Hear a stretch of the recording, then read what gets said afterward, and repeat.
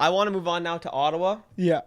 You talked about them a bit there. Clearly, you have them out of the playoff picture, but preview their upcoming season for us and some positives that Sens fans can see and where you see them finishing around.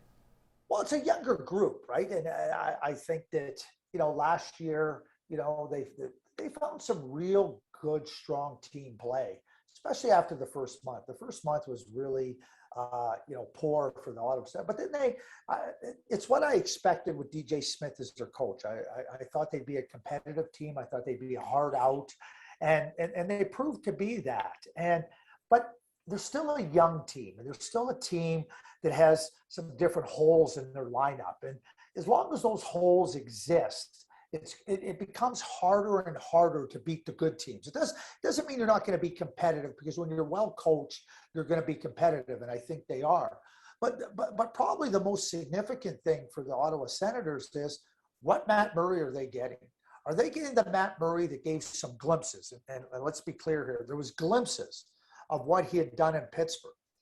Only glimpses. He wasn't very good for a lot of the time. Zach Burke, the new goaltending coach, comes in, and there's hope that he can get Matt's game back on track.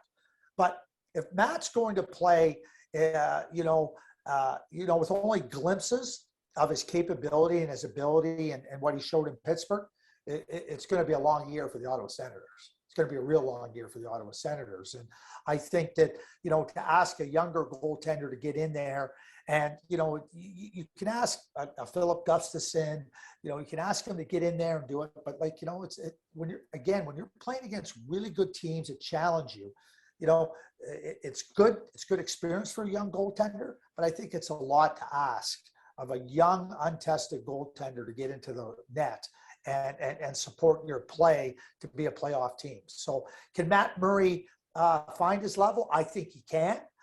Do I think he will? I have confidence that he will. I mean, his father passed away a few years ago, and that can affect people in a lot of different ways. And one of the things that you learn over time is that there's no guidebook for grieving, and there's no time frame. Some people grieve longer, and people grieve differently. And I think for Matt, who was very close with his dad, that and he's admitted to it. He's talked about the effect it's had on him. But I think that Matt is a competitor. The Ottawa Senators showed a lot of belief in him, and I do think he's got the capability. And but he's got to get back to that level. And if he does, they'll be really competitive, and they might be close to the playoffs. But I don't see them being able to have, the runway in their game. And what I'm talking about, they need to go through the next stage where March they're playing games that can be meaningful. They're competitive, they're close, when I say close, they might be 8 points out, but the games are competitive, right? I don't see them being able over an 82 game schedule to get in the playoffs. I just don't think they're tested enough. I don't think they have the strengths throughout their lineup to be able to beat out the teams that they need to beat out for a playoff spot. They're also in a super tough division. Yeah, exactly. So it's really hard for them to break through right? there. Yeah. John, to me, that's it. Super tough division that makes it really, really challenging for them.